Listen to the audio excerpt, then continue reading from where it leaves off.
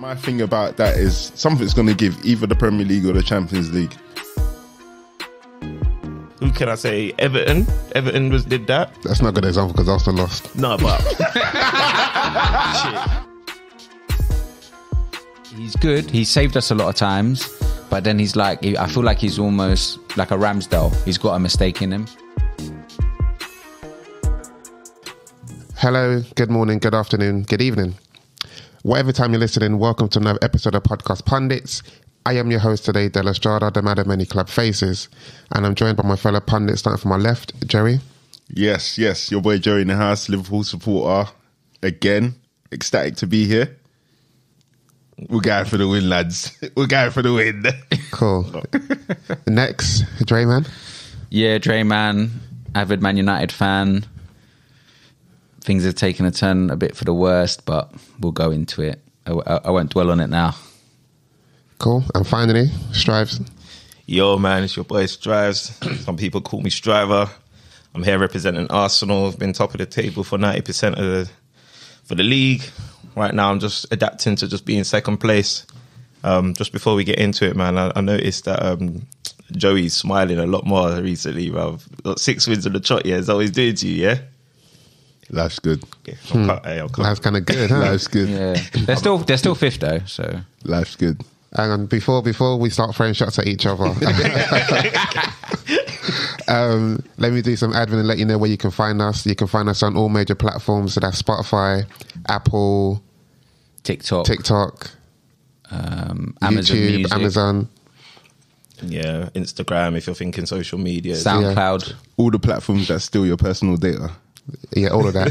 And what is it? Podcast.pundits. Yeah, podcast.pundits on Instagram, podcast pundits _ on Twitter, and I think it's just podcast pundits on TikTok. That's for your social medias.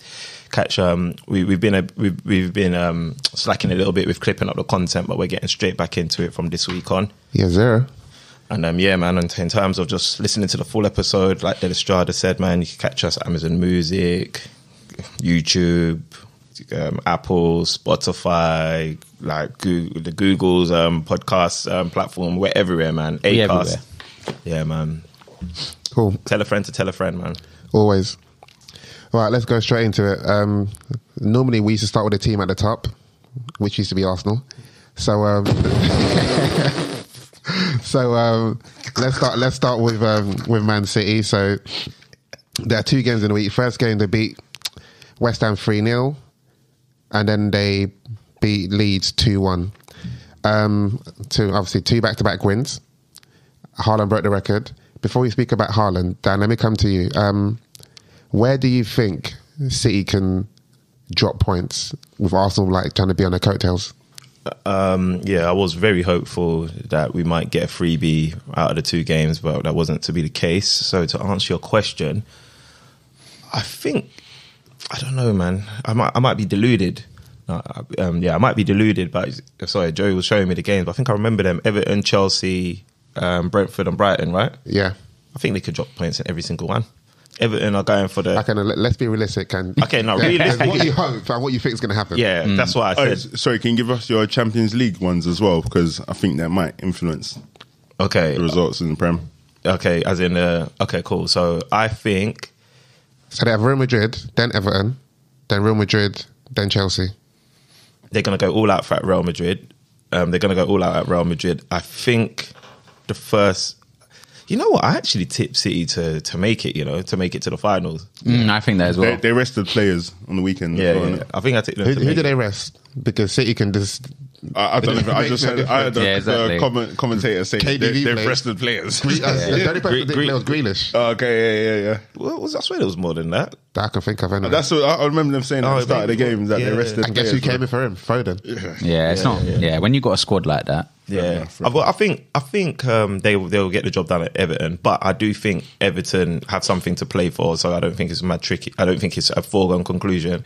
Chelsea, I think I didn't have any hope in Chelsea getting any points from City, but with that win that they had the other day, they might have some little bounce. And again, that might be the hope and delusion setting in. Would you put any kind of like monetary value on? Nah. Okay. But Brighton and Brentford, yeah. I have a feeling that they're gonna that's where they might fumble. But in saying that, those are their last 2 games, so that means Arsenal need to make sure they win all of their games leading up to that. I think Arsenal's done there. I think we've negotiated the trickiest part of our running. And when I say negotiated, I know we got Brighton, but we got Brighton at home, and the Emirates has become somewhat a fortress this season.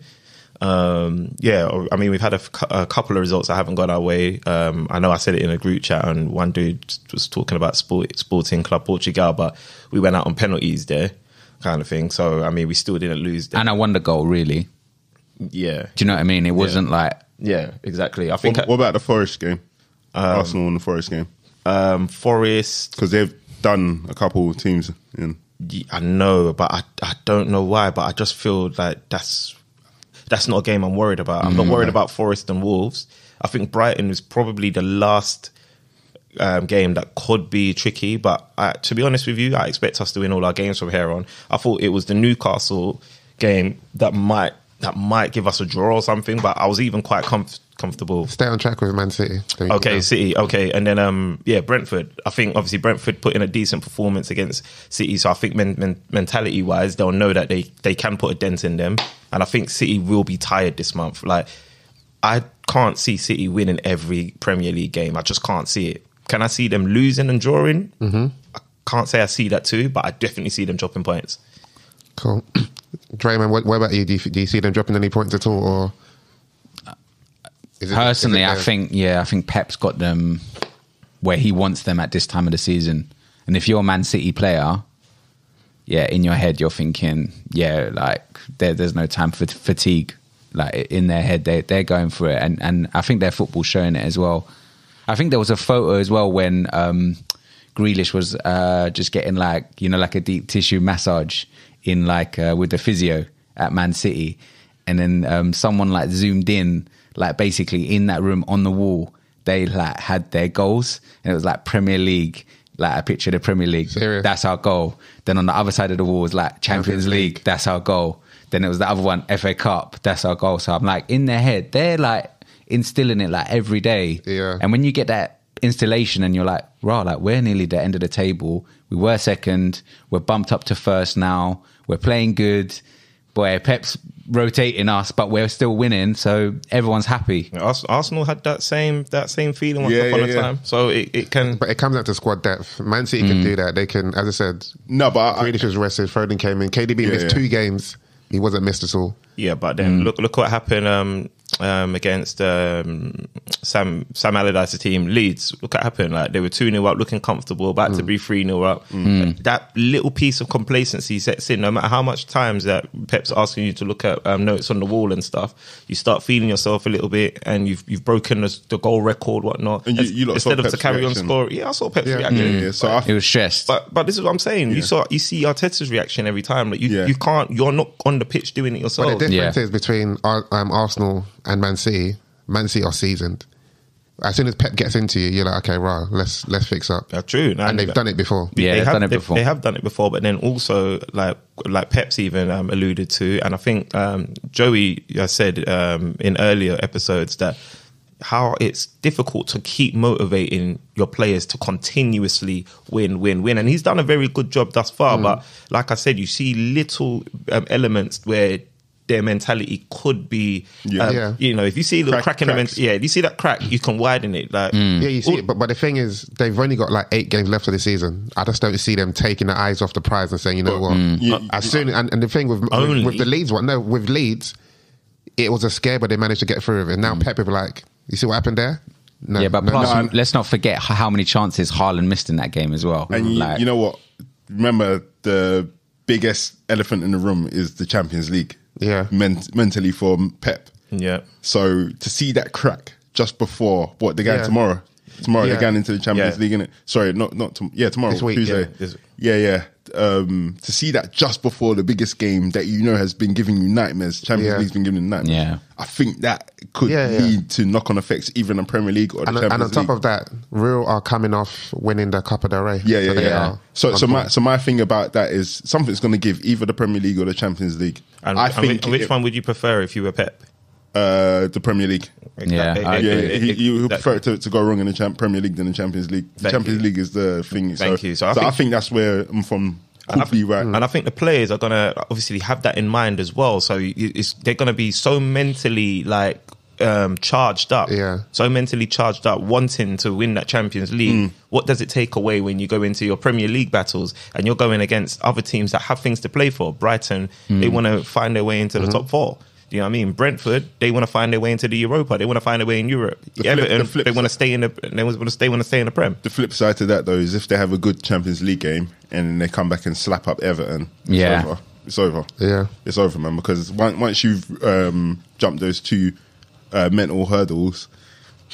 Yeah, what's the Premier League that you've won loads of times? Yeah, you can see the home run. Like, all you got to do is play one of the Milan teams in the finals. All Arsenal had to do was beat West Ham and Southampton. It's different, though. It's different. Yeah, it's different. Arsenal haven't been there for a long time. City, they do it every season. And City have navigated that kind of thing that you lot were trying to navigate. They've done it easy with their eyes closed, got the T-shirt.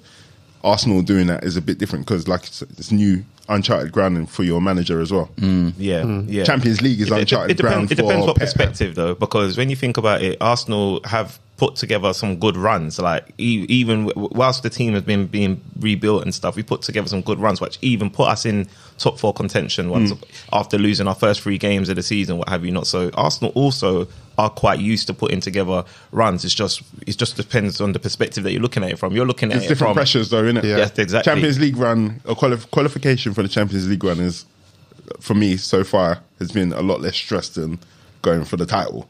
Yeah, no, I get it. I think the lens I'm looking at it is every team, every player, every human, whether you're used to winning, putting together runs, there are cracks that can be exploited. Even 100%. Though I get the title run thing, I've seen something, and again, it could be the delusion in me, it could be hope, but I've seen something that City can get got at. And Haaland, it's not impossible. Haaland giving away that penalty just shows that, personally, that he's new to this.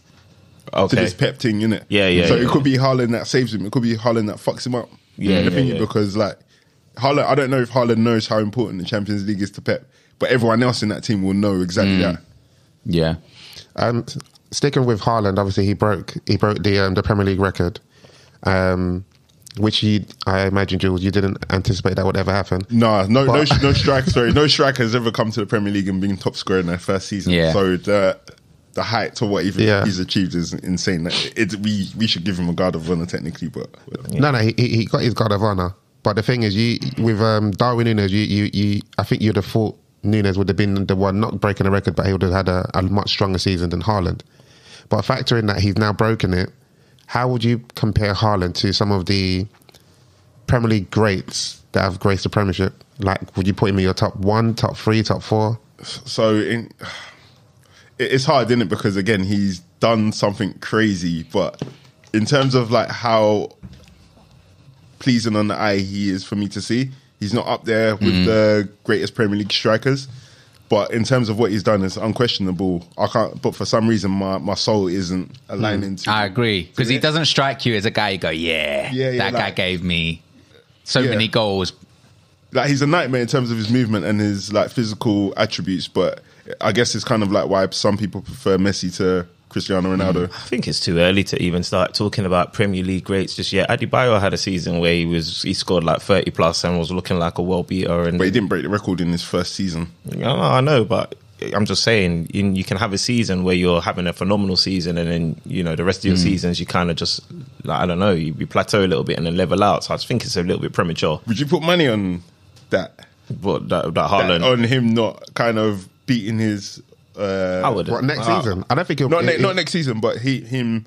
continuing in this vein. Smashing his current record. Yeah. No, because I've seen what putting money on it has done to you. Yeah. So I wouldn't make the same mistakes as you, though. So you get me, you're not ready to put your money in your mouth. Yeah, got him. Yeah. So let's go around the table. So no one will put Haaland...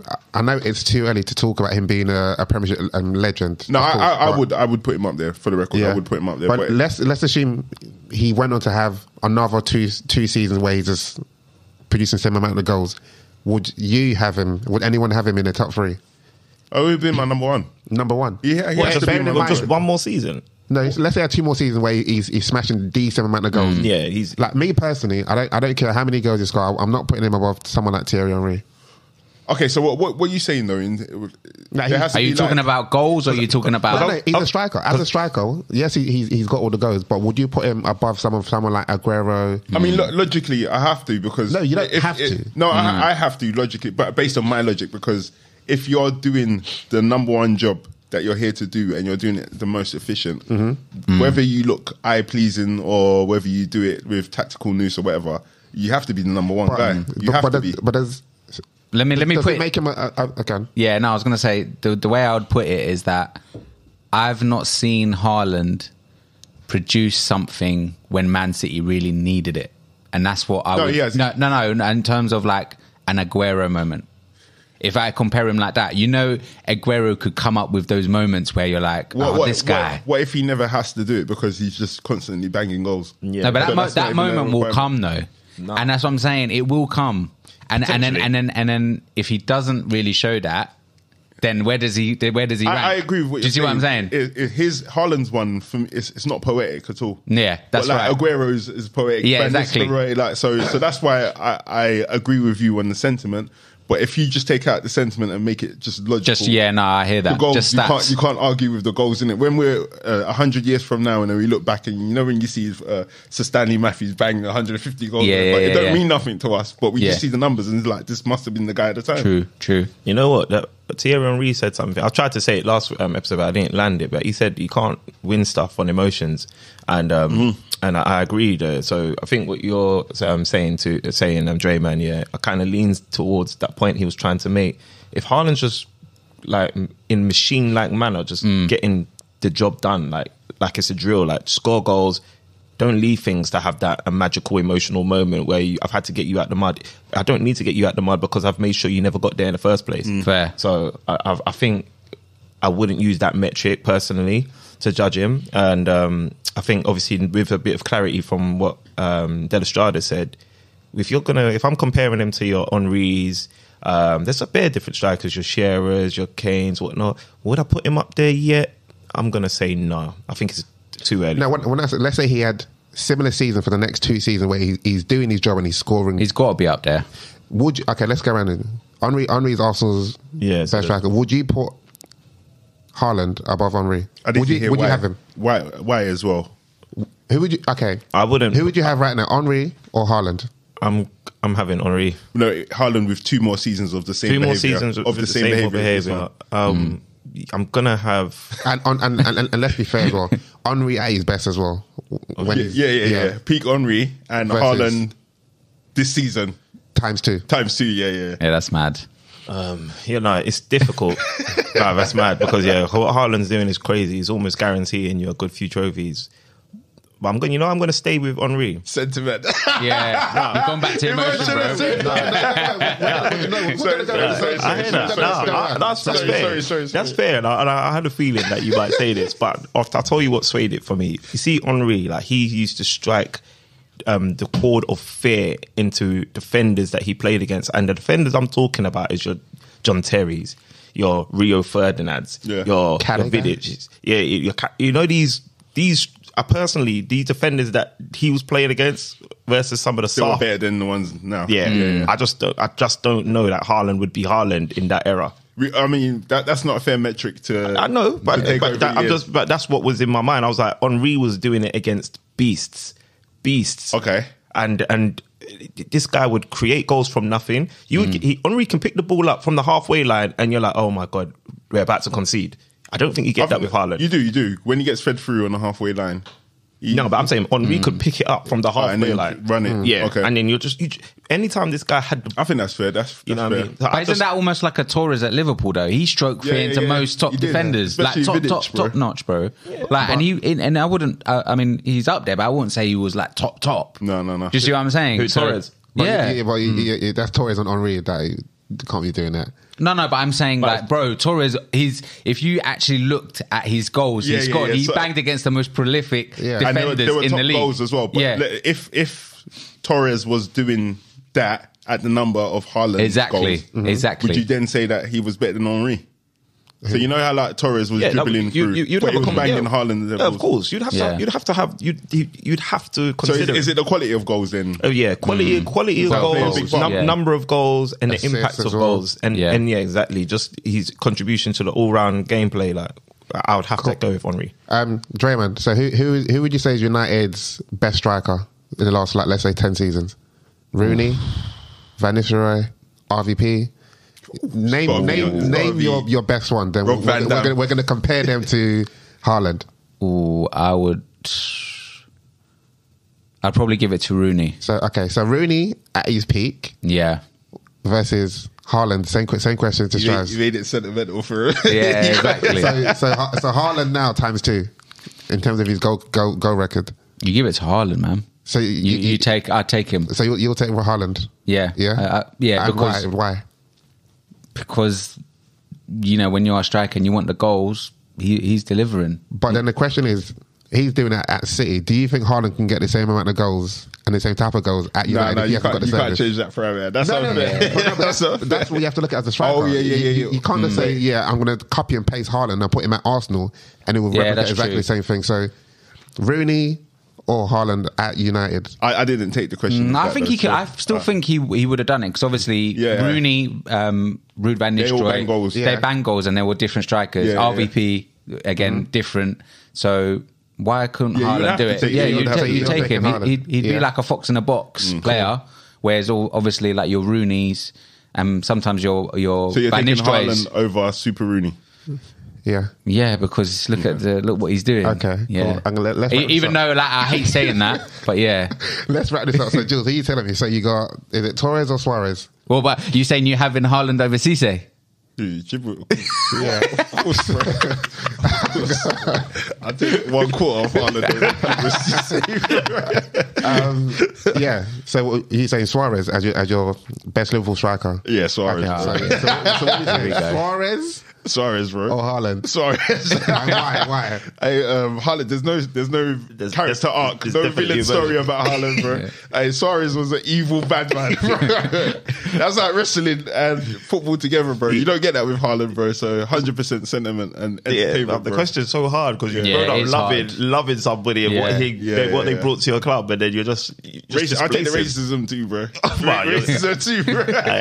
You stand alone in that.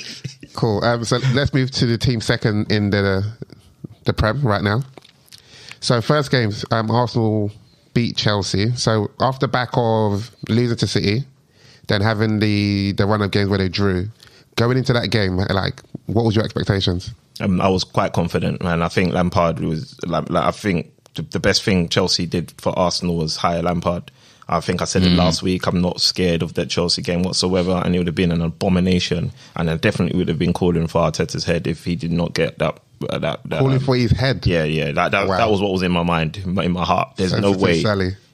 potentially. But sorry, Lampard has been like, not even just Lampard. Chelsea just have been like horrific. Like up until like recently, they'd managed to literally gain 1 point in the whole of a month. The whole of the month. Like they've had 3 managers and only could get 1 extra point. It was horrific. There's no way you're going to the Emirates, and a ground that I not too long ago was saying has become a fortress, and getting anything but spanked. I'm even annoyed that we couldn't keep a clean sheet against Chelsea. That's how confident I felt about the Chelsea game. And I mean that wholeheartedly. So obviously now winning, then now going into the Newcastle game, how did you feel? The Newcastle one had me a little bit more anxious. I won't deny it. But one thing I did think, I just felt like as in Arsenal, we've always had Newcastle's number. Like Newcastle, they did well to upset us, and obviously when we was going for the top 4, and then they held us to a draw, and I was like, "Oh, is the tide changing?" But I just felt like there isn't enough quality in that Newcastle team. Like, yes, they got the physicality and the hard work, but I just didn't feel like they had enough quality to do it again. But the anxiousness came from the record that they've got at St. James Park, and St. James Park can be like Anfield. Like you heard it, it was roaring. I just thought, will we crumble? Like especially where Arsenal's been conceding early. I just thought, will that and maybe we come up unstuck there, but I was quite confident that we would win. I think even when we had our guest Shegs on a podcast, I'm pretty certain I was goading him like, yo, you know, when you're not going to do to Arsenal like you did to Spurs. So I was quietly confident, but there was some anxiety in there. Yeah. Cool. So as you said about Newcastle's record, so in 24 games at home, they've only lost to Liverpool. Yeah. And then to Arsenal the other day. Oh, yesterday, sorry. So what do you think has changed Arsenal's performances? As in, like, any change that Arteta's done, or is it just a matter of time for them to just get their wins? Well, it looks like Arteta now is comfortable playing with two left-footed centre-backs. I think that's probably the obvious change. And so do you think if Rob Holding played those 2 games, Arsenal would have lost? You know what? I've really been trying not to jump on this scapegoat Rob Holding, but it's not just. I know he's not made any outright mistakes, but it's sometimes how sometimes he rushes out of position, rushing to the ball, like to close down spaces he doesn't need to. At times, I feel like his football That's IQ a weird sometimes trait. lets him. That's a weird trait for What's that? Just rush. You don't really get many. He doesn't want to get turned. But you don't really get many English centre backs that rush out like that. So that's He quite is, strange. because if you beat him for pace, you're gone. Yeah, okay. And I He think can't since make you turn. I think since that injury, I think it's done something to him as well, because he used to be a lot more composed and used to be quite a lot better on the ball as well. He's not rubbish on the ball whatsoever, but I just feel like there's just little elements of his playing, and he's always playing that sweeper position and leaves a lot of space between himself and the DM, which just gives like forwards a bit of a pocket to play in as well. And so although you might not outrightly link him to a mistake, there was certain things that he was doing that was disjointing our fluidity and just our I don't know, like the glue between defense. You think there's like and less discipline when he's playing in the Less space. yeah, When he plays, there's more space. more space for yeah. the attacking team. Yeah, because there's a gap between like the midfield and then someone like Ben Oh, because White. he's so deep. Yeah, and I don't know if you play football with people. Let's say if I was playing defensively with someone, and I know they're not as good or as competent as someone else that I play with. Oh, you're covering naturally, for the yeah, whole you're game. obviously overthinking. Rather than focusing on your game, you're like, Bro, it's hard. yeah, Yeah. Especially So if you play with pictures. Yeah. Defensive pictures, then you're Yeah. just, this guy's always out of position. exactly. And I think just bringing in Jacob Kiwior, I feel like you have. I feel like I can't help but think, bro, if we don't win the league, did we lose the league because you wanted to play with a right-footed centre back? Like, I can't help but think that at times. But not just that though. No, those weren't the. I don't think that was the only changes. Partey as well. Sorry, is Kiwior officially better than Holding? Is that No, I think he is. okay? He's a better ball playing centre back. Okay, And I think he's a better defender. But He still looks a bit nervous sometimes when we're playing out from the back. but he's new in it though. He's playing on the right side. It's very Yeah, difficult. yeah. So you'll get used to it. But I think I understand why Arteta played Holding over him to begin with. Yeah, so can I. That's why I said it feels harsh saying it, but that is one of the changes that you can't ignore. And obviously, Partey also True. that was another That's a change big as one. well, because he's trusted Jorginho more, and I was one of the people that was quite complimentary of the Jorginho signing. I felt like Jorginho gives us a lot of like control, especially for the kind of football that Arteta wants to play. I'm not saying that he's better than or more important than Thomas Partey, but I do believe there was definitely more of a role he could have played in some of the games where we didn't see that much of him. So I think that was also a change that Do you think Arteta thought once Partey got like manhandled by Grealish, I've got to take this guy off for the next 2 games? Like, I can't have that. What you say manhandled? What happened? What, in the argument? do you remember? He just let him get manhandled. I was like, is this the same Partey that I've been seeing for the last 5 games? No, you know what, Partey, that was that was that football and light soup, bro. You know, that was no Nigerian is letting that happen, bro. So I remember watching that, and in one of my group chats, I made a call for all the Ghanaians to stand up and come and collect their guy, bro, because someone with Jack Grealish's hairstyle can't be bagging you out like that, bro. But I missed it. What happened? no, You just had him up. So, What, on the he pitch? didn't have him up. Yeah, J-Man needs to relax. Handbags. Yeah, just What, a bit. handbags and- a little and bit of handbags. Grealish bagged him up? No, Grealish Yeah. stepped to him and grabbed up his shirt and like to say, "Oh, big man, chill out." And what did Party do? Nothing. I was just, I was- Absolutely nothing. yeah, no, I think our testimony thought, nah, you know what, man. We're actually here to be the big brother. Yeah, if the big brother gets battered up, nah. But all jokes aside, yeah, I think Jorginho. Party's been a bit dead. Yeah, Last I couple think games. dead's harsh. I think what he's done has been a bit rash.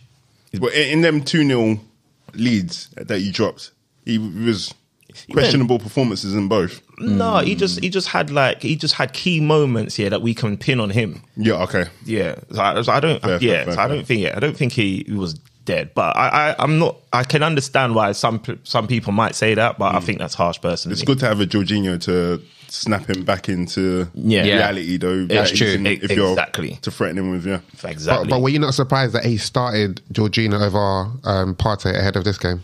I wasn't, and I'm in a group here with a lot of Arsenal fans here, and they were going hammer and tongue at that, at that decision. And I said, guys, we're going to be a lot more fluid with Jorginho, because I said to Newcastle's game, I think at St James Park, they're going to fancy it. They're not going to sit off of us, and I get that's probably why you want Partey in there. But once we get the ball down and we're playing, we're going to really, really appreciate Jorginho on that pitch.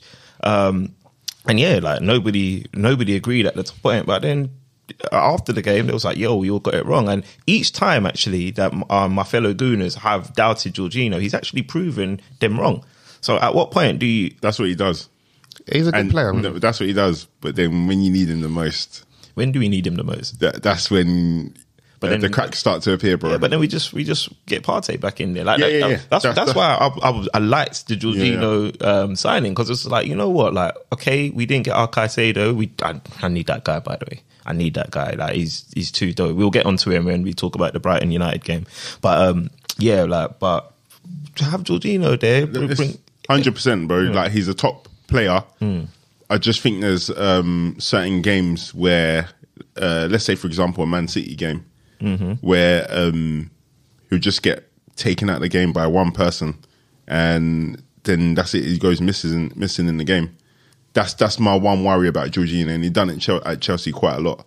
Personally, I think he could have played in that game because it was more suited to him. Yeah. Because sometimes, when you're playing like Jorginho, it's when you see the matadors and the balls coming at them and then they just move out the way. Yeah. He can control Yeah. aggressive players like that. Yeah, but then there's other times where he's just not up for it, bro. And then he's playing with his back to the game most of the times, and then people just clamp him out. And then he loses his confidence after he gets an early clamping. See, I didn't really see that. I haven't seen it at Arsenal yet, I would say. No, you won't see it yet. Because Newcastle came out the blocks flying. And he was probably the only player that just kept it calm, composed, and was just like, yo, I'm just going to keep this ticking over. Do you know what I mean, man? I really appreciated him in the squad, and I appreciated his performance. Even his post-match interview as well. There was like, oh, how do you handle these kind of atmospheres? That's what I live for, bro, man. Yeah. If you can't handle this atmosphere, you're not going to make it very far in the game. Yep. So yeah, man. I don't know. Did you ask me something else? Or No. But just speaking on the subject of Kyrgios, so what have you made of his performances? He definitely has. I was a bit nervous about him because of, obviously, he would just kind of get thrown into the, let's say the plans. Yeah, exactly. But no, he looks like he can defend. He looks comfortable on the ball. Him and Gabriel look like even though it's very early doors, but they look like they're forming some sort of understanding with one another pretty early as well. The only thing I would say about him, which I've already said, and obviously you countered, is just his ability to receive the ball when playing out from the back and look comfortable in passing in the tight spaces. But yeah, obviously that he would develop that, because obviously he's playing out of position. Yeah. So, Joey, this is a question for you. So, in the group, you said this is after Arsenal had lost to City. You said Arsenal hoodwinked everyone. Yeah. Can you validate that comment, please? Because I'm still trying to understand how the team, who no one expected to be top of the league, were top of the league at the time, just lost a game. Yes, they got scored, and it was a game which was out of the ordinary for them. It was Could be hoodwinked classed as hoodwinked. because everybody spoke so highly of how they played ball, and how they played ball came up against a very basic tactic, in my opinion. And it just got taken apart very easily. And so yeah, I think even people were saying it's probably the best football they played in the league. I thought it was Brighton, in my opinion, but yeah, I think the way it just got single-handedly taken apart by Tony Pulis' tactics was.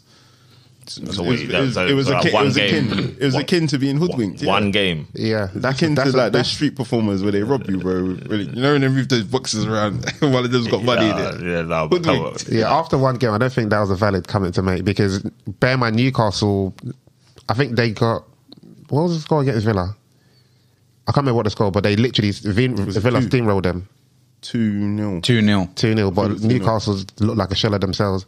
No, but I don't think Newcastle played good football, though. No, I'm just talking about for you to class something as hoodwinked, it's like, how can I have hoodwinked you when it was a one-off game and we didn't perform? So technically speaking, okay, yeah. No, but I think, so the last two times Man City played Arsenal, even though the results didn't go the way you wanted them, I wouldn't consider that a hoodwink.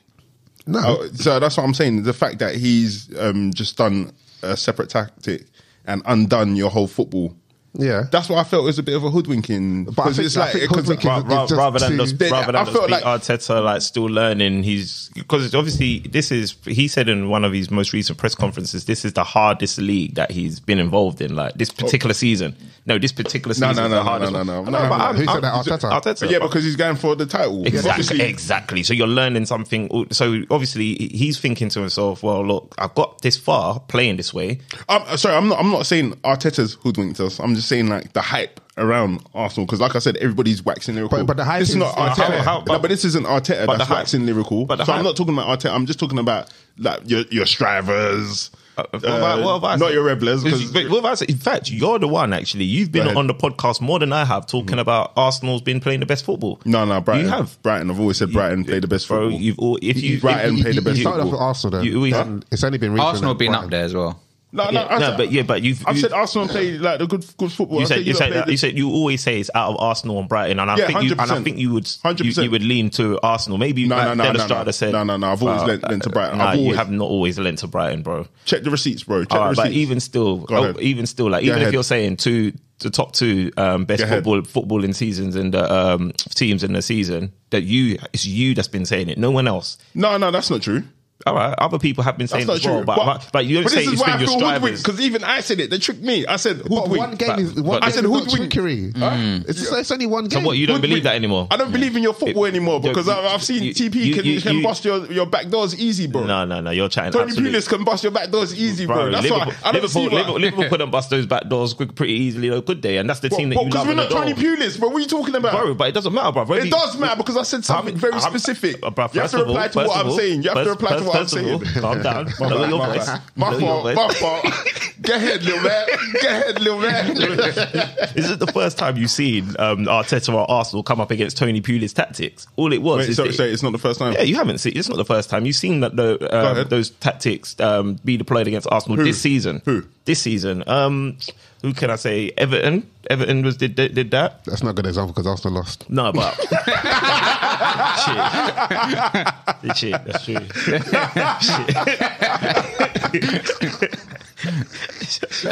Let's move on. No, but still, like, even before that loss, though, that is not the first time you've seen that. I've seen like people do low blocks, but nobody's really had anything up front to attack you. So it could have happened if Chris Woods was on his dead game. But like I'm saying, nobody really has that. But obviously, that's really what they utilise. So I was unimpressed with how Arteta wasn't able to make any in-game adaptations. I think you can say that. That's fair. Yeah. My thing is the use of the word saying hoodwinked is like, but remember, because I was invested. That's why I feel robbed. So you're not invested no more. I'm not invested anymore, bro. Like, remember, you just said I had you up there under Brighton as the second best footballing team, even with Man City, even after the with Chelsea Man performance. City's squad depth. Even after Chelsea's performance and even the most recent I didn't think your Chelsea performance was good, bro. I don't think it was good. But I think after that hoodwink performance, you've now got Chelsea. They won 3-1, and then Newcastle. That was a great performance. the Newcastle. That was good. I think it was a good performance. Yeah, but you still. But I still think that they hoodwinked everyone. No, I think if it was a better team, you lot would have been the same result. Newcastle at home. No, Newcastle don't bang goals like that, bro. They're attacking but Newcastle Hang got one of the best hang home on. forms in the league. Look at their points difference, bro. How about they got the same points difference, but they got the best as Liverpool, but they got the best point thingy? They don't bang goals like that. We said at home. I'm not talking about home. I don't care about home. But the fact is, they don't have goal scorers. They don't have goal scorers like that. If thingy had Mo Salah or somebody who bangs goals, your back doors are getting breached up easy, bro. So why didn't Liverpool do that then? What do you mean? Liverpool didn't We breached up your back doors. We should have won that You're game. taking 4 We points should have if you won did. that game, bro. You know, Bro, what are you talking about? What are you talking I about? can say we should have won that game, and you're saying you should have. The facts of the matter is, we've taken 4 points We from had you, more and you clearer didn't. chances than you, bro. Bro, but then what happened? Because you just said with Mo Salah, you would have. With Mo Salah and Fee, you lot had a 2-0 lead that you blew. But So you that's just, what I'm just saying. but you just said with Mo Salah, you would have did whatever you to the back doors. I'm saying if Newcastle had a Mo Salah, you lot wouldn't have won the game. But That's you had a exactly Mo what happened Salah. against You had a Mo Liverpool. Salah, and you didn't win the game. No, but we're not talking about us. We're talking about you not winning the game. I just think your point's redundant. Okay, let me say it one more time. If Newcastle had a Mo Salah, you wouldn't have won the game. But That was my point. Based on what? But Based on saying what? that, that's like It's based on saying them if having a goal Newcastle- scorer. That's all I'm saying. But So if Newcastle had a goal scorer, they would have probably beaten Man City. They would have probably beaten Liverpool. yeah, but I'm saying I don't rate your thingy because your bus doors are breachable, your back doors are breachable. That's all I'm saying. But how so many- listen to what I said how many because you're chances not did arguing with what I Newcastle- said. Yeah, You're not- I am because you're. So all I I'm don't saying is think that you wouldn't have won the game. That's all I'm saying. And you brought reference to Liverpool game, which you didn't win. So I'm correct. What do you mean? We beat you once this season. No, but I'm as well, talking and you about. had But you Salah then referenced as the well. Newcastle game where No, we had because- Salah and you were 2-0 up and you didn't win. So what I'm saying is correct. If Newcastle had Mo Salah, you wouldn't have won the game. That's all I'm saying. I'm not saying that they're a better team than you. I'm just saying that the chances would have been a goal. We're getting off tangent a bit, but let's just quickly talk. I'm just going to have to disagree with that. That's but- fine. That's fine. So that's on Newcastle. So they are sitting third, a game in hand above Liverpool. Do we think they're going to hold that? Let me come to Draymond. Do you think we're going to hold that and get they're going to get top four? Yeah, definitely. Top four. Yeah, I think they will. I think they've done enough this season. So who do you think is going to lose out? I think it may even be United if they, because we got 2 away games left. United fans hate this guy, you know. Yeah, it's just because you've got to be real, man. They hate him. Yeah. I'm telling you. The feedback I get, they hate Dre, man. But I respect his honesty. Yeah. United fans. Yeah, exactly. Yeah. There's no point holding on to false hope. There's one particular United fan. I'm not going to say his name, but he knows. But the thing is, I'm hoping that the 2 away games we have, we try and pick up something, and then the rest of. I think at home, we got Chelsea. Haven't you only got one more away game? Have you got another? I think it might be 1 or 2. Is it 2? I thought it was 2. I think yesterday's game was the other one. Okay. West Ham was the one of the away games. Okay, so who we got? So we got. So we got Wolves at home. Then we got Bournemouth away. Yeah. Chelsea home. Fulham home. So all winnable games. All winnable games. Well, the away game. Might have to just scrap that one because our away form is. But I hear your points, Jay, man. But Newcastle, just to stick on Andelstrada's question, their fixtures is Leeds away. Winnable, yeah. Winnable, but then you got Relegation battlers. Yeah, relegation battlers Then and Brighton. Sam Allardyce as well in there. And he made it quite tough for City. He did a better job. Where is at it? their ground than Arteta did. Is that St James Park? No, it's at Leeds' ground. Yeah. And then Newcastle at St James Park, but they're playing Brighton. So that's gonna be a cup final. Yeah, That'll be tough. yeah. And then Newcastle at home against Leicester. You'd expect Newcastle. Yeah, they got to win that. Leicester. But Finish. again, another relegation candidate. Yeah, so Yeah. Brighton can still get Champions League because they've got more points. They got 3 games in hand as well. Yeah. And so if they won all their games, they'll be above Liverpool. Yeah, and then Newcastle's last games against Chelsea away. So it's not. So to answer your question, I think Newcastle have Newcastle could drop out of the top 4. Newcastle have to lose. They have to lose 2 games and maybe a draw for them to not make Champions League. Oh, really? Is it? Yeah, they're 3 points above Liverpool with a game in hand. And Liverpool have to win all of their games to go through.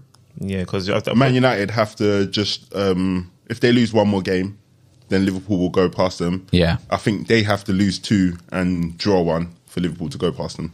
I think it's too much of a stretch for Liverpool. As much as it will be the funniest thing ever for Manchester United to drop out of the top 4, and I would love it personally. As much as I hate Liverpool fans. Yeah. I think it's going to be a bit too tough, man. I think you did your work too late, man. And what Liverpool are doing, they're cheating.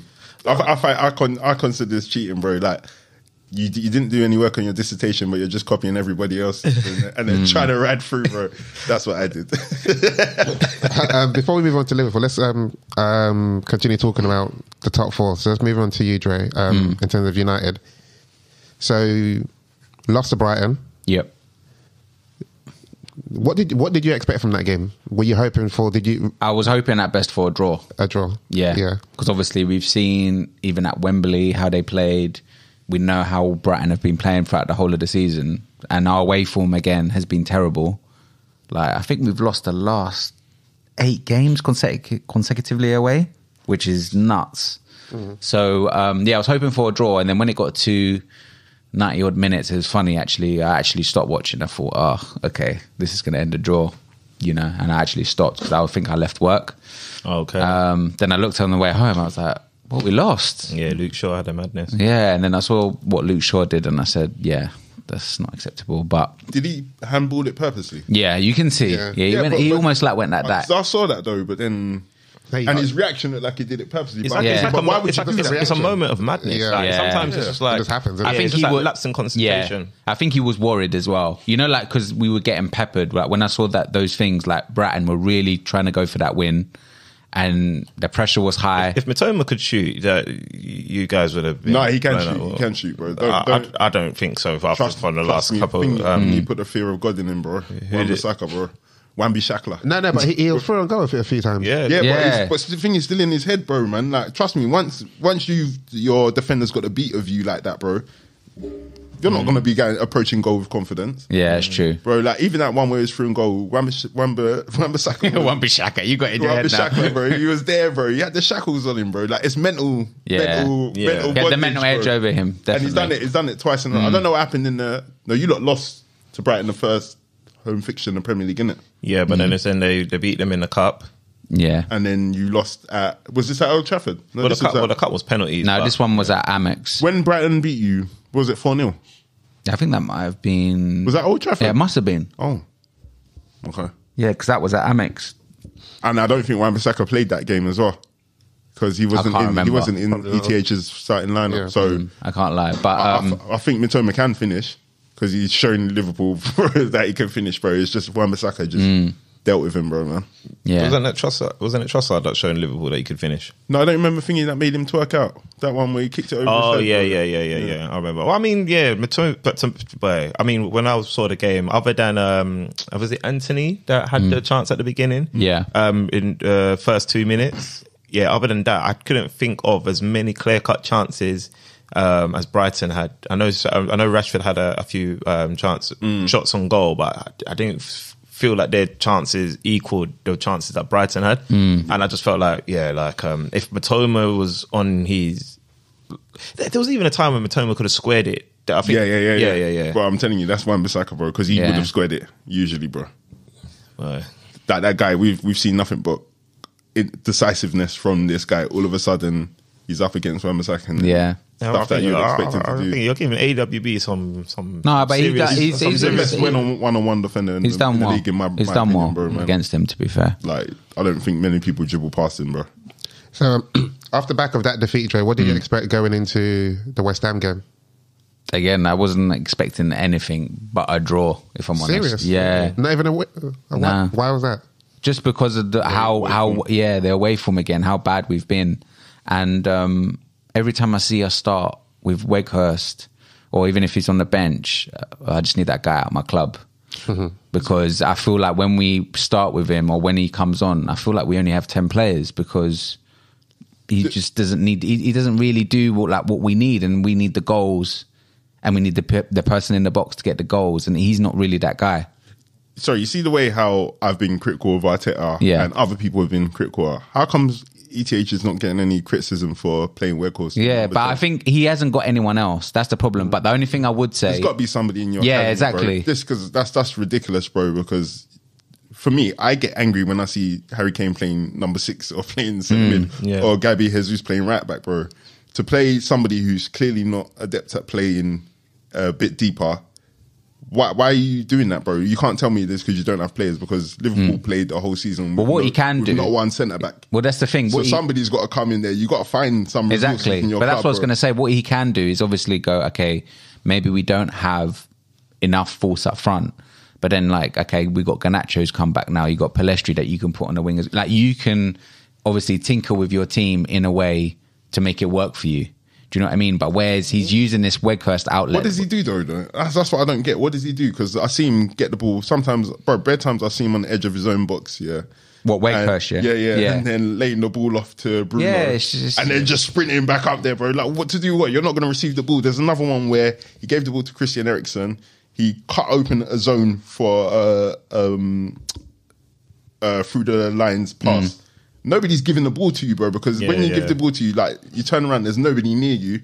Like, there's no A, B, C with him in it. So they don't have any expectancy that of his end product. And that he can pick up the ball in tight spaces. Yeah. So, like, why are you playing in the area where you need to pick up the ball in tight spaces? It doesn't make any sense. But then, for some reason, nobody's been criticising ETH at all. Well, every time I see that guy on the pitch, it infuriates me. Like, I'll be honest. Like, there has to be... there has to be so, like an equivalent of a Mason Greenwood. Not as good as him, but just any mixed race done in the academy, bro. Just waiting for first team football. There's got to be somebody there, though. I don't get it. And we suffer because of that. And obviously, his loan thing is not going to be that. Yeah, we're just shipping him back straight away. But you see what you're saying, Jay, and what Jules is also saying as well. Does it just come down to the fact that he just doesn't trust Sancho, because he could play Sancho on the left and put Rashford through the middle? But that's just true. That's that as well. But then what I would say is... Maybe he thinks Rashford's more effective coming from the left. Yeah, but even when we've seen Sancho, I mean, how has he been? He's been like... Sancho's been dead, but but he's 100% better than Weghorst. Like, would you just want somebody to run until they can't run anymore, playing number 10? I agree, but then in my head... Maybe he wanted Weghorst to give the midfielder assistance with Rice, innit? Because Rice was... No, bro, he's been doing that every time I watch him, bro, even in Europa League, bro, I see... I know that's what he does, but that's maybe why he deployed him in this particular game. Maybe he was just thinking about, I don't know, maybe... I know what you mean, but if I'm Ten Hag, I'm looking at Sancho, I'm going... In my head, I'm thinking, this guy's not delivering for me either. So are you putting a whole loss on Weghorst? I wouldn't play Weghorst. Personally, I'll be paying putting like a Pellistri or Garnacho on. But Garnacho's not being fit, so if you have to choose between Sancho and Weghorst, who are you starting? Oh yeah, I'll take Sancho then. Okay. Yeah. So, do we all agree that Weghorst is shit in number 10 role? Am I being crazy? No, I don't think we've ever been in disagreement. To be fair, there was a point when I could see why Ten Hag was using him there. Like, there was a time especially when I think there was a time when he kind of had him in a 10, and I think he tried Bruno on the wing. Yeah, I could see when he was tinkering things and it was working at the time. But I suppose when it stops working, I suppose. But sorry, even with that, Christian Eriksen used to play 10 at Tottenham. Yeah, you've got Fred is starting on the bench. Yeah, but Fred is being... No, I'm sorry, but like Fred is a better number 6 than Weghorst is a better number 10. Like, or just put Weghorst up front and cross the ball into him. I know, but I think what we need to factor in though is that obviously you don't want to put all your eggs in one basket. So in terms of like, in my head, I'm thinking he doesn't want to start all those players, because then you've got no one essentially from the bench to actually change a game as well. So you've got Sabitzer starting as a sub as well. Like, I don't get it, man, personally, but I think in his head as well, he doesn't really know how to utilize all these players. Do you know what I mean? Because I think like sometimes Fred will come on, he's hot and cold. Sabitzer, he'll have a good game. Then the next game you're like, oh, okay. Like, what are we getting from this I guy? think we need to start judging managers by how they kind of like Adapt to Yeah. Italy and use what they have. Like, for example, Because they haven't got quite a bad squad, actually. Well, I mean, I don't think so. I disagree. I disagree. no, I don't well, think you have a bad squad. individually your players are cool, but Oh, I think your team cohesion is probably why you're disagreeing so vehemently. But actually, like, you've almost got like 2 players for every position. I think so. And sorry, just to what Rebel was saying. Proper strikers, though. Proper strikers. Yeah, that's your weak. Yeah. That's your weaker department. But When you go to Tottenham, I don't know, was it Ryan Mason that discovered Tanganga? What do you mean? You know who brought? I think it was, Tanganga came in during Ryan Mason's? Mourinho. Okay, so Mourinho goes there, gets that kind of player. Has Thingy brought anybody up? Like, I think Garnacho. I knew about Garnacho before ETH came to the club. Has he like brought anybody up from the academy? Not really. Because that's what Not like really. most managers do, innit? They go there and then they identify the players in there that they can bring through. But I I've think- not seen anybody come through your academy. maybe United there's even no- have maybe- it? In my maybe mind, there's no one in there. Yeah. But in my mind, like you said, this is a valid point, and it's something in my mind he should be doing. Do you know what I mean? In terms of especially like these last few games where he's like away form, not really getting much. Okay, we've had chances. Don't get me wrong, we've had chances. We're not putting them away. We're getting punished. We got like individual errors that are costing us. But yeah, like, you know, if you're seeing these things, you're going to be like, guys, I'm going to have to give someone a chance, you know? I don't want that to be an indictment on him because obviously I don't know what state Man United Academy was when he got there. It might be tatters, to be fair, but that's just like something that I would usually expect from even like Sean Dyche went in and brought a couple young guys from the Everton Academy into the first team. So that's just Yeah, we've spoken a lot about Wakehurst, but ultimately he wasn't him that lost the game for United. Draymond. So let's speak on David De Gea. Yeah. That was a good swerve though, Dre, man. You nearly got away with that one. David De Gea. So that's another error leading to a goal, and I think he's joined with Lloris for the most amount of mistakes leading Both to a got goal. 4, innit? Yeah, both got 4. And I was reading an article today said with Lloris injured, he might pip him and just win it I'm not outright. surprised. Make another mistake. But yeah, sorry, he's also going for the Golden Glove as well. Yeah, he's also got the most clean Imagine sheets. having the most mistakes on the Golden Glove as well. Howlers, yeah. He's got the most clean sheets. So what's left for De Gea? Does he stay? Does he go? Is he still fit for purpose? I think max probably I'd give him one more season. Max. What's his contract Doesn't situation? his contract end, or has he got one more extension? I think he can get. I think we can extend it. If I'm honest, I think we can extend it. For a if we year? want. Yeah, I think one more season max. I mean, he's good. He's saved us a lot of times, but then he's like, I feel like he's almost like a Ramsdale. He's got a mistake in him. Do you think? I don't think Ramsdale's a mistake in him. No, I think he does have a mistake in him. It might be. He makes crucial saves. Don't get me wrong. That's what I'm saying. De Gea's made crucial saves could for be us. fair. No, but but then Ramsdale has made amazing saves for Arsenal at times. Like when you watch the game, you're like, Bro, like every player's got a mistake in them, but you wouldn't identify or categorize a Ramsdale as a goalkeeper that's got a mistake. I think recently he's looked a bit shaky, but I don't know if I'd say he's got a mistake in him. Yeah, I mean, when you say recently he's looked a bit shaky, he made that mistake against Southampton. yeah, and he No, and then sorry, after that pass, there's one where the save where he kind of like scooped it up. But that was the same game when you've just had a madness and you're just now nervous and you're just trying to recalibrate. Yeah. and there's a couple of games where there's goals where I have probably said Ramsdale could have done better there. That's not a mistake. Yeah, I don't think I wouldn't categorize him as that. Yeah, Drayman's trying it. Well, today. Speaking on what you said, I'm just looking at the numbers here. Ramsdale is second for errors leading to goals. Shit. So I'm watching the same football. Yeah, I'm not being mad. He's got 3. Okay. But Alisson has 2. So Alisson's got a thingy in him too, bro. But the thing is, the difference though with Ramsdale and let's say De Gea, Ramsdale's playing out from the back.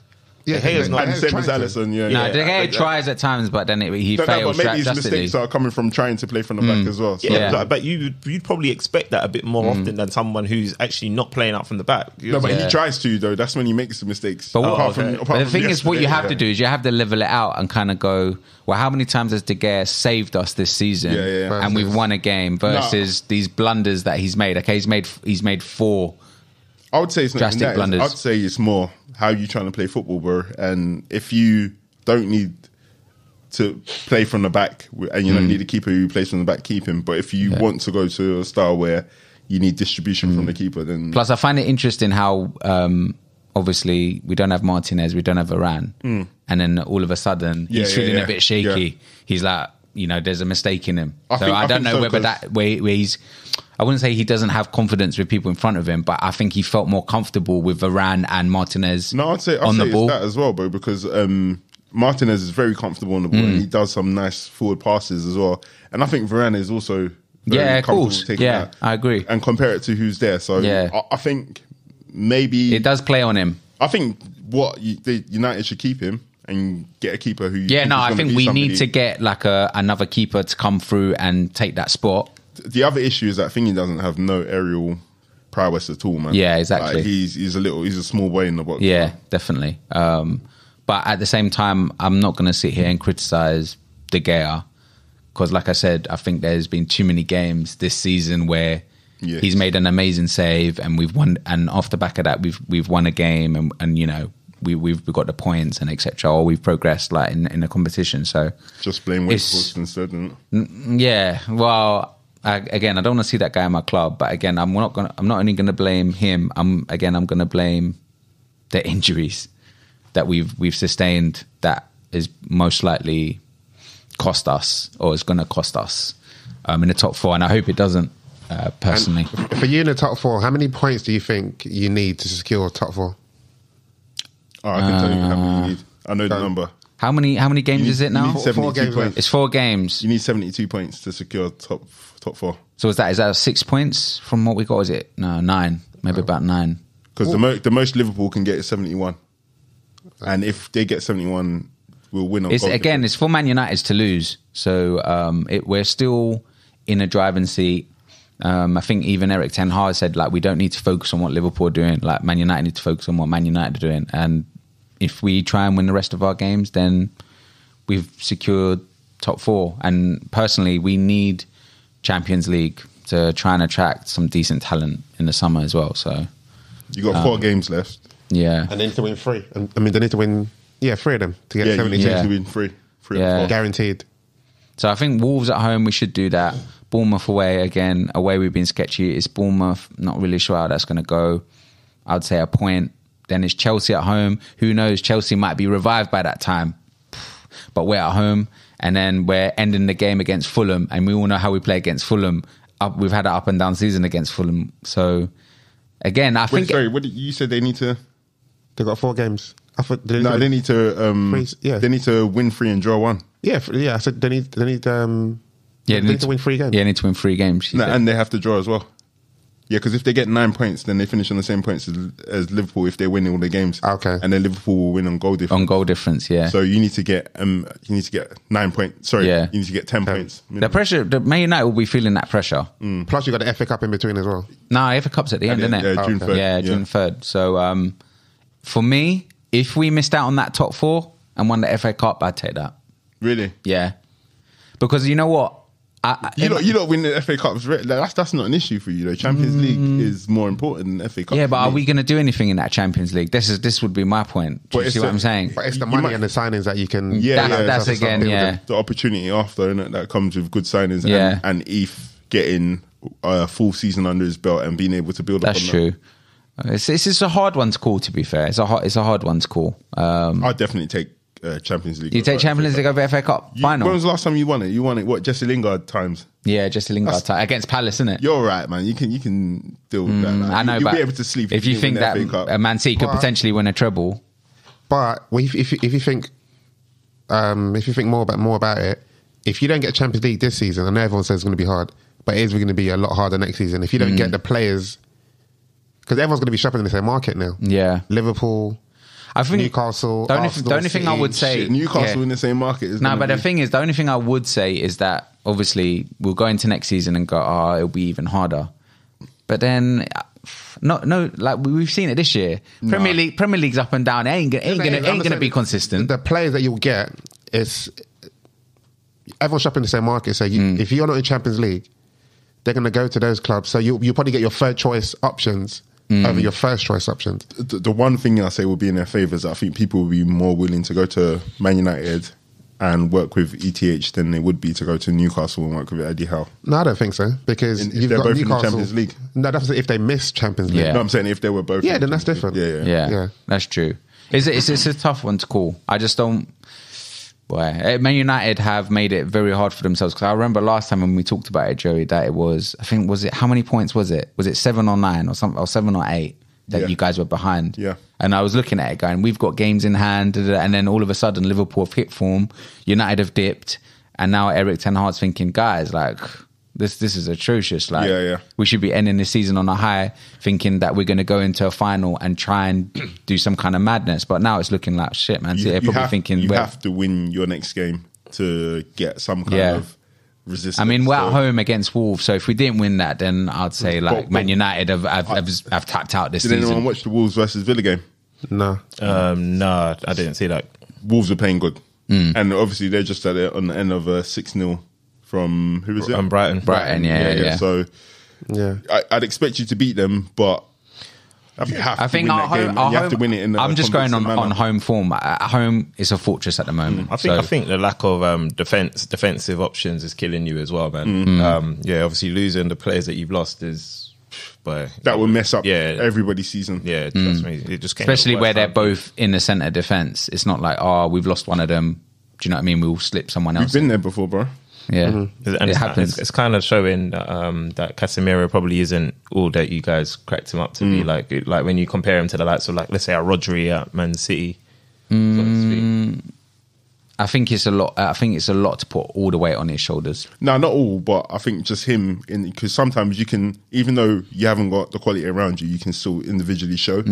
But sometimes it's just decision making and his petulance and. I don't even think it's that. Overall, like from when we lost to the Sevilla game where we went out, from that match, I don't think we've mentally recovered. Personally, right? Like, it's still in the back of our minds. And then if you look at all our football games, like especially our away ones, we start with purpose. You're like, okay, we were trying to get a goal here. We played good football, fast pace, all of this stuff. But then as the game goes on, like we slow it down. We look weary. I'm like, and then we go a goal down, and then we're starting to pick it back up. It's like, guys, come on, like you're making it harder for yourselves. When I was watching the game yesterday, there's like a certain pass from the defense to the midfield where after that, your whole play just slows down. Yeah, so and then it gets out to Wan-Bissaka. Exactly. And then the ball breaks down and it has to come back over. And normally, most of the time when we're doing the attack, so we're on the front foot now. Someone will pick it up just after the halfway line, and then we're trying to like move forward. But then they'll look around and then they give the ball back, and then you've given it almost back to your defense. And you're like, well, yesterday that was because of Weghorst, because nobody could just. Like, obviously, if you had the Martinez or something, somebody could punch the ball into the attacker's feet. Yeah. He can't take that ball there. So, like, that's why I don't get it. Like, for me, this is all self-inflicted. You guys do have the players that can play in a decent way. It's just whether ETH is going to do that or not. Definitely. One thing I would say is it highlights to ETH that there's certain players that we need in certain areas to move us up to the next level. Cool. Moving on. So there's the next top 4 challenges. Liverpool. 1-0 to Brentford. 1-0 to Fulham. So I don't know. I think you still, are you still confident that you'll get it, or you're still not optimistic, Joey? No, I'm hopeful. But still seeing the cracks, man. The same cracks that stopped us from being up there right now are the same cracks that are showing. It's just whether the teams we've got left over, the last 3 teams, are able to exploit that. They shouldn't be, because we're in good form and we've had a couple clean sheets, but the cracks are still there, man. Like, so when you say cracks, what cracks? Sorry, who was our last game again? Fulham or Brentford? Brentford, yeah. So obviously, you know what you get when you play against Brentford, man. But luckily, the one chance that they got, which is a good goal, was offside. But basically, on the left-hand side, I said this from probably in the group as well, like the gap behind Trent is where we're always going to be exploited, because that's where they played last time as well. So that's where there's been a hole, and Konate's kind of like indecisiveness, VVD's jitteriness. There's all of these kind of things that are still there, and you see it every single game, but we just seem to be riding it. But wouldn't you say like because obviously I think with Trent kind of going into the midfield a little bit more, it's a bit of a development now, isn't it? So Konate's having to kind of adapt his game a little bit as well. He did it pretty well against Arsenal in the second half. But I mean, could you not cut him some slack for the fact that I won't, because he was jittery before that. Okay. He was jittery before that. He's still probably our best potential CB. Yeah. But I think right now he's just going through a phase that he needs to kind of just get on top, and a couple good performances will sort that out. He played well over the weekend as well. My concern was more on VVD's side, man. But yeah, Brentford's a tough game to navigate, so that's what I'd kind of expect anyway, even if we were in good form. It's just a Fulham game where I think Vinicius Jr. had one chance where he was through on goal, and that should have been a goal. Yeah. But other than that, we control that. But we always have that in every game. The former Liverpool of last season that's not happening. Or if it happens, it'll be like once or twice a season. But these guys they're getting through at will, especially if you look at the Nottingham Forest game, and these guys were scoring. I think whenever they want to go through, or whenever they hold the ball, we're still not, even though we press a bit better now, we're still not getting the ball as much and as quickly as we want to. But wouldn't you say last season, though, one of the complaints were that you kind of let teams go against you, like you concede unnecessarily last season as well? Like, wouldn't you? Because I think what you just mentioned, I'm pretty certain that one of Liverpool's weaknesses was conceding unnecessary goals last season. Am I wrong in that? Or am I don't recall. To be fair, I can't say whether you're wrong or not. But I know there was a period at the start of the season where our defence wasn't great, but then towards the end is when we started like going on our run of form and started locking everything, and then we made it to the Champions League. Because remember, at the start of the season was when we got slapped up 6-0 by Napoli, wherever it was. Oh, you mean this season? Yeah. No, was it this season? No, because Napoli, I think it was like 4-1 or something. I think it was this season. Was that this season? Yeah, no, it was swiping. Oh, it was this season. Yeah. I don't think it was 6-0 though. I'm sure it was like 4 something. I think it was 4-0 maybe. Yeah, then I think you might have got a consolation goal. Yeah, sorry, now I'm confusing that. But yeah, last season at the start we were rubbish. At the start of this season we were rubbish as well, man, to be fair. So again, these cracks are here. I don't think they're going to be changed until the personnel is being changed. Yeah. Can you guys afford to change the personnel, and how much can you actually change? Oh, so when I say change personnel, I just mean, like, for example, move on Matip and have there be a bit more solid competition for VVD and for Konate. Because I think Konate and VVD are probably going to be the options, the main guys going forward. I think you need another right back because Milner's going to Brighton now. Milner's not right back, though. I mean, covered. He's just a utility guy. So, but we have got other right backs. We've got Joe Gomez, we've got Calvin Ramsey, who we signed at the beginning of the season But as well. Gomez is... Gomez at right back is... I don't think anybody lacks confidence in him defensively. It would just be him going forward and not being able to do what Trent does. Because I would have said your wish list would have been... I would have said RB, some centre-backs and then midfielders. Definitely. I won't disagree with that, only because I don't know what... The one time I have seen Calvin Ramsey play, he played well in the Champions League, but he's been injured, innit? But in terms of Joe Gomez playing right back, he hasn't done anything wrong really this season. It's just him playing centre back. Where so when you say personnel, what does that look like to you then? 2 to 3 midfielders. Yeah, get rid of, because we're going to get rid of Kaita, somebody else as well. Well, Milner's gone, Ox is gone as well. So I think 2 to 3 midfielders, another CB, and just one. That's all you really need, isn't it? Yeah, I can't say. I don't think it would be a good idea to bring in too many centre backs. I think you kind of need to shore it up, and maybe you can bring somebody in January if you've identified somebody. But I think you've got 2 in Konate and Van Dijk. Then you get another cover. Then you've also got Gomez. That's 4. Gomez can play both, and then I think we need to get rid of Reece, can't remember his surname, and Nat Phillips. Because sometimes as well, when you've got these guys who are in limbo about, they know they're not going to get first team football, they're still at the club. It's not good for the environment. Like, people just look at you like, bro, why are you still here? Or like Chelsea's. Exactly. So yeah, they need to kind of like do a proper clean out and get some real talent in. Also, when you don't clean out, it kind of confuses you about your options, because some of these guys, they on paper they're options, especially when the board looks at it, but you know that they're not options at all. So it's just clutter, and you need to really get rid of the clutter, man. So Yeah. I was going to say that Fulham penalty that was given away.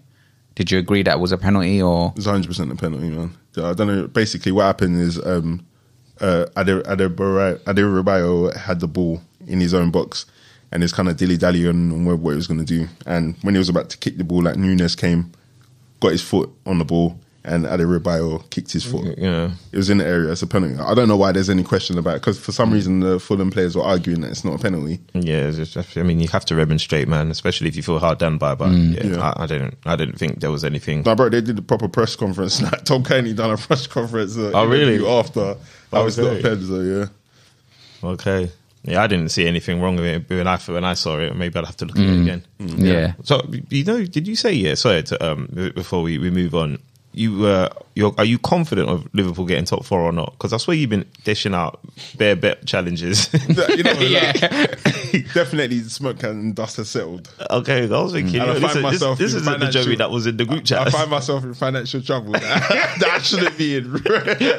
I wrote a lot of checks still. I don't know if I'm going to be able to cash them at the end of the season. But basically, I'm not confident, but I'm putting money behind my hopes to get top four. Like, being a realistic and logical person, I don't think Liverpool should be they have no business making Champions League. But then I've seen the mess that Man United can be, and I still don't have top faith in Newcastle. Yeah, Man United. I think Man United probably have the most propensity to shit the bed, but I feel like they've done that now, and they've still got a game in hand. I would expect United to try and push on, to do something with that game. This is all new ground for ETH. So like, even though not new ground in terms of away games. Can't you say this is new ground for Klopp as well, though, in terms of being in this position? No, he done it. Yeah, 2 seasons ago, bro. When we didn't have no centre back. Oh, yep. So true, I think for ETH, it's his first time in the Premier League. That's the only one thing that I would be willing to risk money on. So it's United's place you're going for. It's got to be, man. Like, it wouldn't be smart to go for Newcastle's place, but I'll take both. But anything, you'll take any case. Okay, cool, makes sense. Yeah. Another team still going for the top four is Spurs. I don't know if anyone watched the game. I forgot that team even exists, man. Because Spurs are, where are they? I watched the highlights on Match of the Day. They're 6 points behind United in fourth, and their next games are Villa, Brentford, and Leeds. So they're not mathematically out, but do we think they'll even get there? I think spiritually out. Spurs are out. I think they've done themselves over, and they've been unfortunate as well, man. They've literally gone through 3 managers: Conte, Stellini, and now Mason. Yeah, they've been unfortunate. They've had no stability there. It's been a shit show at Spurs. So there has been. Yeah, I can't see them being able to rally up 3 wins, because that's what they're going to need. They're going to need to win every single game. And Villa are no pushovers this season. Brentford, they want Europe. And who did you say the other? Leeds relegation battle. Yeah, Leeds in a relegation battle. They're going to literally have to win all 3 of those games. And then after winning 3 of those games, still rely on results to go their way. I think it's too much, man. It's too much to expect, man. I can't see them doing it. And then that will also probably lead on to the goodbye of Harry Kane as well, because he's not even going to have he's not even going to have thingy. Like, he's not even going to have Europe. Cool. And finally, Chelsea finally got their first win under Lampard, second tenure. Anything to be said about Chelsea? They were due a win. They were due a win, so I mean, we're just saying they were due a win because they've been losing so much. They actually have deserved to lose every game that they've lost. Did you watch the game? I didn't. No, I didn't. So what I saw that it was a few last minute. It was like 1-1, wasn't it, for ages? Yeah, I didn't actually watch it. I know it was 1-1 for a bit. When I saw 3-1, I was a bit, okay. Yeah, exactly. So for me, the only thing I took from it was, okay, I hope that I hope that you guys have turned some sort of corner because I need you to do me a favor. Yeah. You know what I mean? But yeah, man. Chelsea. Drayman, did you see the game? I saw the highlights. What did you take from it?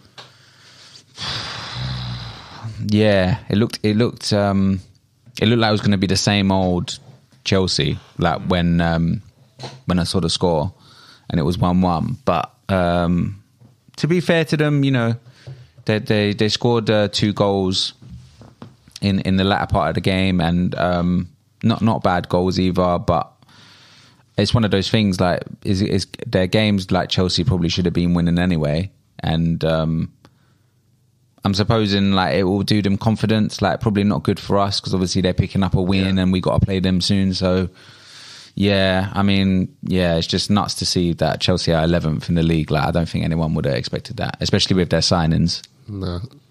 Yeah. Not at all. And so, did you say that scoreline flattered them, or they deserve to win 3-1? Because that's when that impacts them going into the next couple of games. Whether it's the I mean, the fact that they've been hungry in terms of like they've been trying to score the goals, that I feel like that will do them the confidence. Like 3 goals, like wow, guys, we got players, we can score goals. So yeah, it's a tough one to call with Chelsea. I never really know what you're going to get from them, especially when Lampard took over. But, you know, if they can, I'm guessing Lampard's just saying to them, boys, like, we need to just go out there and show that we're Chelsea, innit? Well, boy, I mean, if they failed to do that, they're safe from relegation. That's all. That's all one can say. Like, they're safe from relegation now. They haven't really got. They can just go out there and just try new things. Try, you know, try and find. Though, bro? He ain't gonna be there next season. Yeah. No, but just play without fear and be disruptive. Yeah, exactly. And even for himself, like, I mean, he have some pride in it, just in the way that you end the season. Because I'm sure he doesn't want to, you know, he wants to still have a job in management somewhere. Yeah. And I mean, I'd be surprised if he gets another Prem job, but at all. But it would do him some. It would do him some good if he can see this season out and obviously have a say in the top 4 race and the title. Kind of just be that annoying team and just set Chelsea up with some sort of impotence to go forth next season. And well, I was going to say next season, if they've not got, well, they won't have any Champions League or Europa. Who knows? Could work in their favour. Yeah, it would. Yeah, of course it will. And I think is Poch the man that's apparently that's tipped to take the seat.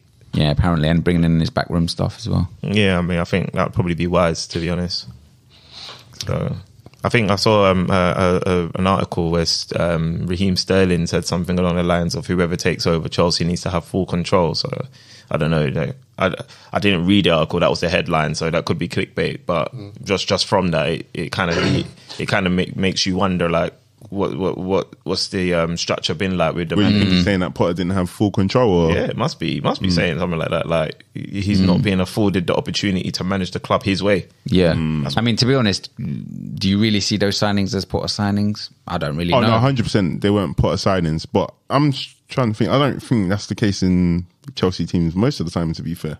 Because they've always had a technical director or director of football. That's true. Remember Michael Emenalo was doing all those Nigerian signings at the time, and they've all come out to be top players, right, in the Chelsea Academy. I think the Chelsea signings will come out and do well. It was too much in one. Too little time, Not even that, bro. Just clean up. Do the clean up. Yeah, I think it'll be a lot better harmony when there's a clean up. Cool. So that's us discussing the top 6 teams in the Prem. Now we're going to move on to our back pages. This is where we shine light on players, managers, and teams across Europe who we think deserve the back pages. So let me start with Jerry. Yeah, mine's a selfish one this week. Mine's just going to be Alisson. He just goes about his job quietly, man. Like whether he's got the most clean sheets or not, irrelevant, man. This guy is just he's just a beast, man. Like great shot stopper, great distributor, great aerial prowess, bro. I think he's the best keeper in the world, man. I think it's a good mix between David De Gea's shot stopping and Ederson's exceptional distribution, man. So yeah, we're lucky to have him, man. Yeah, Dre, man. I'm going to go in a German league, Bundesliga. I'm going to go for Borussia Dortmund. 1 point behind Bayern Munich, beat Wolfsburg 6-0 in the last game. It's going to be an interesting end to their season. And love to see. How many games are left? Just one. Yeah, but you might be right. No, I'm asking. Yeah, I'm not How many even sure. teams are in the Bundesliga? Is it 18? I don't know.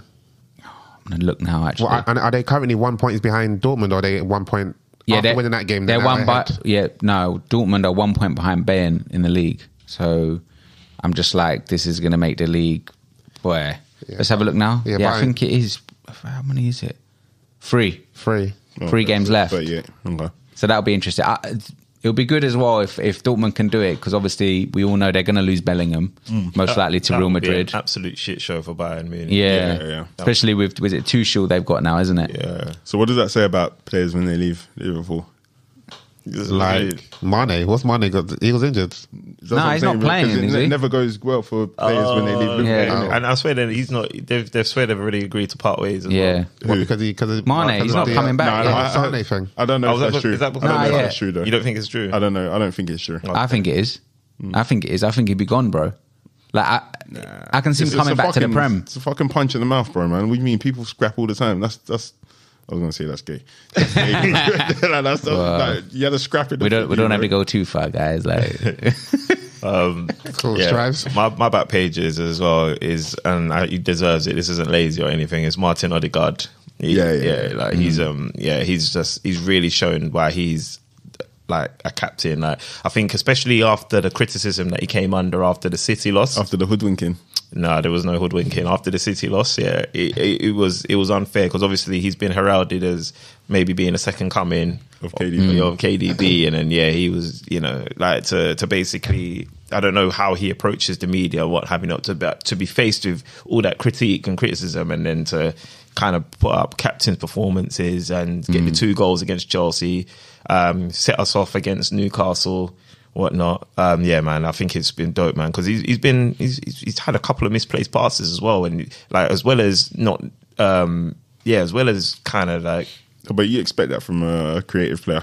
You expect that from a creative player, but some of his passes have been like where he have been a bit criminal, like where he's playing easy passes that he could be playing just back to, let's say he's trying to find Gabriel or something, like he's just passing to the other team. Like he's had some criminal moments. So to kind of overcome all of that, and then to have the week he's had, like I think he definitely deserves to be in the back pages of podcast pundits. Yeah, I think it's good to see when Wonder Kids actually turn out to be thing as well. That's another thing, man, because he was a top Wonder Kid, but I never thought he was going to make it into anything. Yeah. No, I see what you mean. Still, I see what you mean. Freddie, I do. Freddie, I do. Yeah. See, Strad, when you talk about the pundits that are criticising, who are they? Neville and Carragher. Yeah, Neville. But it's not just that. Even if you Jerry. not even just that. Like even if you like other publications, TalkSport, for instance, like Callers, the team there, everybody was just they were quick. Like the written publications as well. Like it was just. But do you feel like, obviously, because he earned that right to be your captain, and now that he's captain, he's tried to keep his level or like go a little bit above? Do you know what I think it is? I think it's there are Arsenal fans who were comparing him to KDB. No, but I don't think it's just Arsenal fans. I think other people have loved what Odegaard brings to the Prem, brings to football, and I think it was like people, not just Arsenal fans. I've seen it written around. That's true. That's true. Like Real Madrid will be coming back in for him. City should go. Like people have said this stuff. So I mean, he's been mentioned with the right company. I mean, he's deserved it. Yeah, exactly. So, and I think just maybe because to come he under was the so criticism, ineffective in that game. And then It just people are made me wondering, kind of- people are thinking, oh, he's hoodwinked me, like, for want of a better phrase. And he's just shown that, nah, bro, I'm still here. But based on 2 games or a game, you can't question someone's leadership skills.